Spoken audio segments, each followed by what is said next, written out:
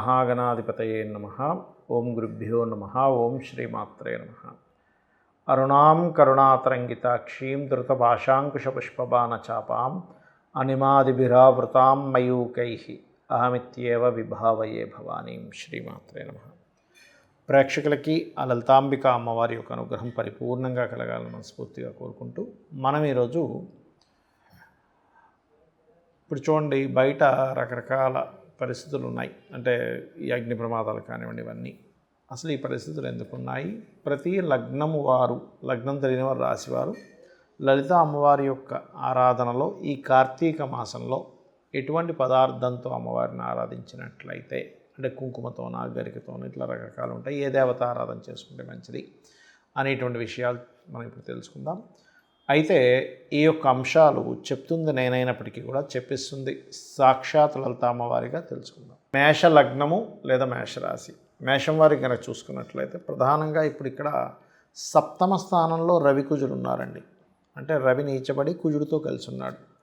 అదేవిధంగా మేషం వారికి 12వ స్థానంలో శని యొక్క సంచారం జరుగుతుంది. కాబట్టి ఒకవైపు ఏలినాడు శని ఉంటూ సప్తమ స్థానంలో రవి కుజులు ఉన్నందుకు మీరు ప్రధానంగా వివాహ జీవిత సంబంధించినటువంటి అంశాలలో ఖచ్చితంగా జాగ్రత్త తీసుకోవాలి ఇప్పుడు ఉండేటువంటి కాంబినేషన్.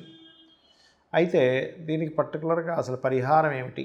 ఎందుకంటే పంచమంలో కేతు ఎప్పుడైతే ఉన్నాడో మనం తీసుకునే ఆలోచన, మనం తీసుకునే డెసిషన్స్ సంతాన సంబంధించిన విషయంలో కావచ్చు, ప్రేమించిన వారిని వివాహం చేసుకునేటువంటి అంశంలో కావచ్చు, ఇక్కడ పంచమంలో ఒక పాపగ్రహము, సప్తమంలో 2 పాప ఫలితాలు ఇచ్చే గ్రహాలు 12లో ఉండేసరికి ఇక్కడ ఏంటంటే కేంద్ర స్థానాలు, కోణ స్థానాల్లోని ముఖ్యంగా అగ్రెసివ్ని ఇచ్చేటువంటి గ్రహాలు ఉన్నప్పుడు ప్రధానంగా లలితా అమ్మవారికి సంబంధించిన విషయంలో మీరు సూర్య భగవానుడిని చూస్తూ గణపతిని మరియు అమ్మవారిని తలుచుకుంటూ ఓం భానుమండల మధ్యస్థ భైరవీ భగమాలిని అయిన అని నామస్మరణ చేయడము, అలాగే కుంకుమతో ప్రధానంగా కుంకుమ తీసుకొని కుంకుమతోని అమ్మవారిని అర్చించడము చేయండి. అదేవిధంగా మరొక విషయం ఏంటంటే వీటితో పాటు గరిక తీసుకొని గణపతి ఆరాధన చేయడము, గోశాలకు వెళ్ళి గోవులకి గ్రాసము గోవుకి తినిపించడము. మీకు ఎలాగో ఏలినాడు శని నడుస్తుంది కాబట్టి ఈ ఏలినాడు శని యొక్క ప్రభావం తగ్గడానికి మీకు వీలైతే, అంటే వీలు చూసుకొని, అంటే ఎందుకు వీలైతే అని అంటున్నారంటే కొంతమంది విదేశాల్లో ఉంటారు, అలాంటి వాళ్ళకి అక్కడ కుదరదు. అలాంటి వారు ఇండియాలో మీ వాళ్ళు ఎవరైతే ఉంటారో వాళ్ళతో చేతిప్పించవచ్చు. లేదండి ఇండియాలోనే ఉన్నాం అనుకునేటువంటి వారు నువ్వులు ప్రధానంగా దానంగా ఇస్తూ ఉండండి. ఏలినాడు శని ప్రభావం అనేటువంటిది తగ్గుతుంది. అదేవిధంగా మీకు దగ్గరలో గోశాల ఉన్నది, గోవులకి ఏదైనా పెట్టగలము అని అనుకుంటే కనుక కాస్త బెల్లము తినిపించినట్లయితే ఈ 12లో శని వల్ల పెట్టేటువంటి ఇన్వెస్ట్మెంట్స్ వల్ల ఇబ్బంది రాదు. మరొకటి సప్తమ స్థానంలో రవి కుజులు ఉన్నందుకు మీకు అనవసరంగా పార్ట్నర్స్తో కానీ, జీవిత భాగస్వామితో కానీ వచ్చేటువంటి గొడవలు కూడా తగ్గడం జరుగుతుంది. చాలామంది నన్ను అడుగుతున్న అంశం ఏమిటంటే అసలు జన్మజాతకము ఏ వయసులో చూపించుకోవాలి? కొంతమంది 4 ఏళ్ళకి అంటున్నారు, కొంతమంది 8 ఏళ్ళకి అంటున్నారు, కొంతమంది 12 ఏళ్ళకి అంటున్నారు. అసలు ఏ వయసులో చూపించుకోవాలి? జాతకం ద్వారా మనం ఏం తెలుసుకోవచ్చు అని అడుగుతూ ఉన్నారు. ఇక్కడ ప్రధానంగా ఏంటంటే మీరు ఒకటే గుర్తుపెట్టుకోండి, పుట్టినప్పటి నుంచి చూడవచ్చు. కాకపోతే ఎందుకు కొంతమంది చూడరంటే బాలారిష్టాలు ఉంటాయి కదా, ఆ బాలారిష్టాల యొక్క ప్రభావం మనం చెప్పినటువంటి జ్యోతిష్కుడికి ఎఫెక్ట్ ఉంటుంది. కాబట్టి మరలా సరిగ్గా గాయత్రి చేయకపోతే, నిత్యదేవత ఆరాధన లేకపోతే అనుష్ఠానం చేయకపోతే అది ఎఫెక్ట్ వస్తుందని చెప్పరు చాలామంది. కానీ నిత్యానుష్ఠానం ఉండి, నిత్యం గాయత్రి చేసుకునే అలవాటు ఉండి, నిత్యం హోమం అలవాటు ఉన్నట్లయితే ఏ ఇబ్బంది ఉండదు జ్యోతిష్కుడికి కానీ, వాస్తు పండితుడికి కానీ. అయితే ఇక్కడ మనం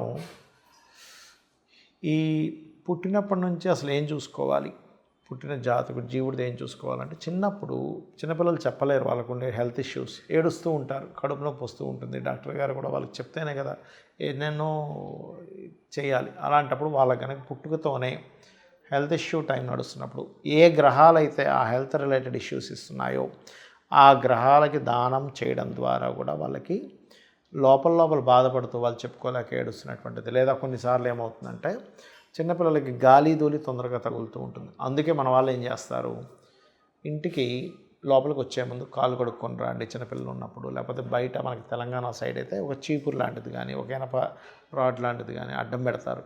తలుపుకి మీరు గమనించండి. ఎందుకంటే గాలి సోకుతూ ఉంటుంది. అలాంటివి రాకుండా ఉండడానికి కూడా మన వాళ్ళ ఇంట్లో సాంబ్రాణి వేయడం ఇటువంటివి చేస్తూ ఉంటారు, గుర్తుపెట్టుకోండి. ఇక ఒక పిల్లవాడి జాతకం తీసుకొని అసలు చిన్నప్పటి నుంచే కనుక ఆ అబ్బాయికి ధనయోగం ఎలా ఉంది అంటే, ధనయోగం ఎలా ఉందంటే ధనయోగం ఉందా లేదా అని కాదు, ప్రతి జాతకుడికి కూడా ధనయోగం ఉంటుంది. కాకపోతే ఏ మార్గంలో ఉందో తెలుసుకోగలగాలి. చాలామంది ఏంటంటే పాపం ఆ పిల్లవాడికి తెలియక ఏదో చిన్నప్పుడు నేను డాక్టర్ని అవుతానంటే ఇదేదో డాక్టర్ డిజైర్ ఉందేమో అనుకుని చదివిస్తాం. తెరవస్తే ఒక ఏజ్ వచ్చాక నాకు ఇష్టం లేదు, నేను ఇంజనీర్ అవుతానో ఇంకోటి అవుతానని అంటూ ఉంటాడు. ఆల్రెడీ చిన్నప్పటి నుంచి అదే ప్రిపరేషన్లో ఉన్నాం కదా అని మార్చేస్తూ ఉంటాం. దీనివల్ల ఏంటంటే వాళ్ళకి ఎందులో అయితే యోగం ఉందో, నిజంగా డాక్టర్లో యోగం ఉంది అంటే సూర్యభగవానుడు ధనయోగాన్ని ఇస్తున్నాడు, అప్పుడు మీరు సూర్యుడు కానీ చంద్రుడు కానీ ఇచ్చేటప్పుడు ఫార్మా కానీ డాక్టర్ రిలేటెడ్ కానీ బాగుంటుంది. అలా కాకుండా శుక్రుడు ఇస్తున్నాడు ఇంజనీరింగ్, కుజుడు ఇస్తున్నాడు మిలిటరీ, ఆర్మీ, లేకపోతే ఏదైనా మిషనరీ రిలేటెడ్ ఫ్యాక్టరీస్ పెట్టుకోవడం. ఇలా ఒక్కొక్క గ్రహాన్ని బట్టి మనకి ఏది ధనయోగం ఇస్తుంది, ఏది విద్యాయోగాన్ని బాగా ఇస్తుంది. చిన్నప్పుడు పిల్లలు చదవకపోతే మనం చిరాకు పడుతూ ఉంటాం, బాగా తెలివితేటలు ఉన్నాయండి కానీ ఎందుకు చదవట్లేదు. విద్యా సంబంధించిన విషయంలో నెగేట్ చేసేటువంటి మహాదశలు నడుస్తాయి. ఈ రకంగా జాతచక్రాన్ని చూసుకొని దానికి ఏ దానం ఇవ్వాలి, ఎటువంటి పరిహారాలు చేసుకోవాలి అనేటువంటిది కూడా చేసుకోవచ్చు. అలాగే మరొక విషయం ఏంటంటే ఇక్కడ ఈ యొక్క ఈ గ్రహాలకి సంబంధించినటువంటి అంశంలో ప్రధానంగా మీరు అర్థం చేసుకోవాల్సిన అంశం ఏంటంటే, ఇది ప్రతి దగ్గర కూడా మనం పూర్వజన్మలో చేసుకున్న కర్మ ఆధారంగా వస్తుంది. అంటే కానీ గ్రహానికి మనం మీద ఎటువంటి కోపం కానీ ద్వేషం కానీ ఏమీ ఉండదు. మనం పాస్ట్ లైఫ్లో ఏ కర్మ చేసామో, విద్యా సంబంధించిన విషయంలో ఇబ్బంది ఇచ్చామో, ఈ సమయంలో విద్యా విషయంలో ఇబ్బంది ఉంటుంది. ఇదే రకంగా వాళ్ళు ధనము, విద్య, అసలు వీళ్ళ పేరు మీద ఏ డైరెక్షన్లో ప్రాపర్టీ కొనుక్కుంటే బాగుంటుంది చక్కగా, అలాగే వివాహం ఎప్పుడు చేసుకుంటే మంచిది, అదేవిధంగా ఏదైనా ఇన్వెస్ట్మెంట్ చేసేటప్పుడు ఎప్పుడు చేయాలి, అసలు ఉద్యోగం ఇక్కడుందా విదేశాల్లో ఉందా, ఇక్కడ ఉన్నట్లయితే ఇక్కడ మరలా ఈ ఉద్యోగం విషయంలో ఓన్లీ ఉద్యోగమైనా వ్యాపారం కూడా చేసే యోగం ఉందా, ఒకవేళ వ్యాపారం చేయాలనుకుంటే ఎందులోకి వెళ్తే బాగుంటుంది అనేటువంటి జ్యోతిషశాస్త్రంలో చాలా స్పష్టంగా ఉంటుంది. అంటే ఈ వ్యాపారంలోకి వెళ్ళడం ద్వారా బాగుంటుంది. అయితే అక్కడ బాగుంటుందని మళ్ళీ అక్కడ మీరు స్వయంకృప అపరాధాలు చేస్తే మాత్రం ఏం చేయలేం.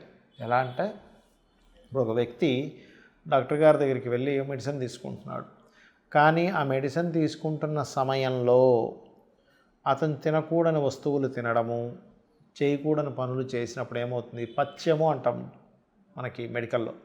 బాబు నువ్వు ఈ ఫుడ్ తినకు అంటారు ఆయుర్వేదంలో. అంటే ఏమిటి, తినకూడని తింటూ ఒక పక్క మనం మెడిసిన్ వాడినా దాని యొక్క ఫలితం అనేటువంటిది ఉండదు. కాబట్టి ఎప్పుడైనా ఒక మెడిసిన్ తీసుకునేటప్పుడు తినే ఆహారంలో కూడా మనం ఎలా జాగ్రత్తలు తీసుకుంటాము, ఒక మంత్రం చేస్తున్నాము, లేకపోతే ఒక లైన్లో మీకు ధనయోగం ఉందని ఉంది, కానీ అందులో ఉంటూ మరలా ఇంకొక వైపు కనుక మీరు డైవర్ట్ అవ్వడం, ఇంకోటి ఏవో పిచ్చి పనులు చేయడం చేస్తూ ఉంటే అక్కడ వచ్చేటువంటి ఫలితం ఏదైతే ఉంటుందో మనం చేసేటువంటి కర్మల వల్ల అది మరలా మారిపోతూ ఉంటుంది. ఎలా అంటే ఇప్పుడు చూడండి, సూర్య ఆరాధన చేస్తారు కొంతమంది. సూర్య ఆరాధన చేసేవాళ్ళు కొన్ని నియమాలు పాటించాలి. ఆదివారం రోజు శ్రీతైల మధుమాంసాన్ని త్వచతే అంటారు. అంటే స్త్రీని కలవకూడదు, మాంసము మధువు తీసుకోకూడదు, మరియు అదేవిధంగా తలకి నూనె రాసుకోకూడదు. అంటే ఏంటి, ఇక్కడ జాతక చక్రంలో మనకి ఏ ప్లానెట్ స్ట్రాంగ్గా ఉంది, దానికి తగ్గట్టుగా మనం ఏం చేస్తున్నాము, మన లైఫ్ బాగుండడానికి ఒక జ్యోతిలా కనబడేటువంటిది, అంటే జ్యోతిలాగా మనకి కనబడుతూ వెలుగునిచ్చేటువంటిది జ్యోతిష్ శాస్త్రం. కాబట్టి తద్వారా మనం తెలుసుకోవచ్చు. అయితే ఇక్కడ చాలామంది ఏంటంటే, ఏమండి మరి కరెక్ట్ జ్యోతిష్కులని ఎలా కనిపెట్టాలి అంటే, ఖచ్చితంగా వాళ్ళు మీ ఇంట్లో ఉండే వాళ్ళ తత్వాలు చెప్పగలుగుతారు నిజంగా జ్యోతిష్ శాస్త్రంలో. అలాగే మీకు పాస్ట్లో జరిగిన 1-2 ఇన్సిడెంట్స్ ఖచ్చితంగా చెప్పడం జరుగుతూ ఉంటుంది. మీ యొక్క తత్వం, మీ ఇంట్లో వాళ్ళు ఉండే తత్వం, మదర్, ఫాదర్, పిల్లల దగ్గర నుంచి, అదేవిధంగా మీ భార్య, మీకు ఒకవేళ పెళ్ళైతే భార్య లేక భర్త యొక్క తత్వం తెలుస్తుంది, మ్యాచ్ అవుతుంది. ఒకవేళ మ్యాచ్ కానట్లయితే ఎక్కడైనా లగ్న సంధి పడిందేమో కూడా చెక్ చేసుకుంటారు. సో ఒకటే గుర్తుపెట్టుకోండి, మీ జాతకం ఎలా ఉన్నా ఒకటే, అమ్మవారిని గట్టిగా పట్టుకొని, అంటే అమ్మవారి యొక్క ఆరాధన చేస్తూ ప్రతిదీ కూడా అమ్మవారికి సమర్పిస్తూ మీ యొక్క జీవితాన్ని గడపండి. ఖచ్చితంగా ఆనందమయంగా ఉంటుంది మీ యొక్క జీవితం. శ్రీమాత్రే నమః.